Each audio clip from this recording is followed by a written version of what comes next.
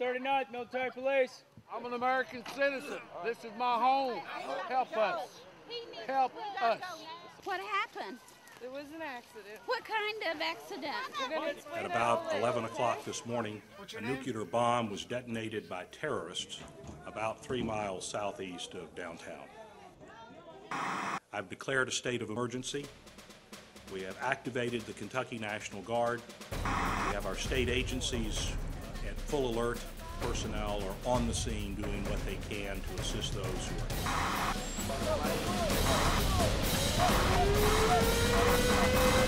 What's the status? Preparing to move Vicks on the L2 store. Can you open your eyes? They're here to take us. You gotta wake up. Well, we're doing exercise vibrant response, which is a response to a simulated 10-kiloton nuclear detonation in Louisville, Kentucky. Don't let go, all right?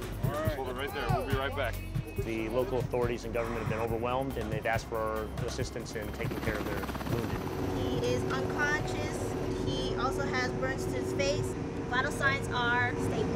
They obviously suffered some damage to the community, so we're out here to try and help them, get their injured taken care of, get them to areas where they can get food and water. Roger. In reference to 9-line transmission earlier, add 1 patient. We have specifically designed the exercise to make it very, very difficult and very challenging. I don't know how I got here. I really can't find anybody I know. I don't want any videotape. We have folks that are out as role players. You need to come over here and help these sick people. If you come with me, I'll walk you over. There is interaction. There's real structures that they have to deal with. There are real blocked roads that have to be cleared. Very much a physically realistic scenario for them to work within. Role-playing is a really good way of learning. Stresses you, puts that stress on you, so you learn and make your mistakes here, so when you go into the actual incident, you are able to make the better choices. Hey Sam, as soon as it's ready, what? We're working with the Army here in helping support the overwhelming of the hospitals because of the radiological fallout that's going on in the area. Decontamination is the process of taking any kind of contaminants off the body, where it be nuclear fallout, biological agents, or chemical agents. We have anything from unconscious patients, near death, even dead, to people who are a little bit on the panic side. Somebody who's actually going to help us. What are you guys doing? You're not doing anything. And then get them into the hospital so they can actually be treated without endangering the medical facility with contamination. Gives us a chance to stabilize people with surgery if we need to, hold them for a little bit, stabilize them, and then get them on to definitive care after that. And this is his chart because it goes with him whenever he goes, so he will be medevac.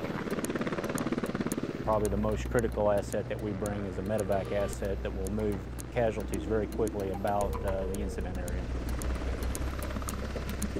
So far in this exercise, we have moved 126 casualties, and quite frankly, that's 126 personnel that may or may not have survived. You know, we can get stretchers. This exercise is just it's a test of not only our ability to physically respond and do search and rescue, decontamination, transport and treat medical patients, but also our ability to command and control those units and have complete oversight of all the units that are on the ground. Go ahead and move over to the next building.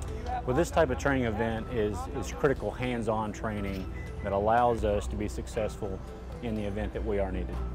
Every time we go through one of these exercises, we implement a lot of the lessons that are learned, and then we make the next exercise more challenging for us. It really stresses our personnel and allows us to focus on those things so we can become stronger and better, not only for our folks here, but our troops downrange.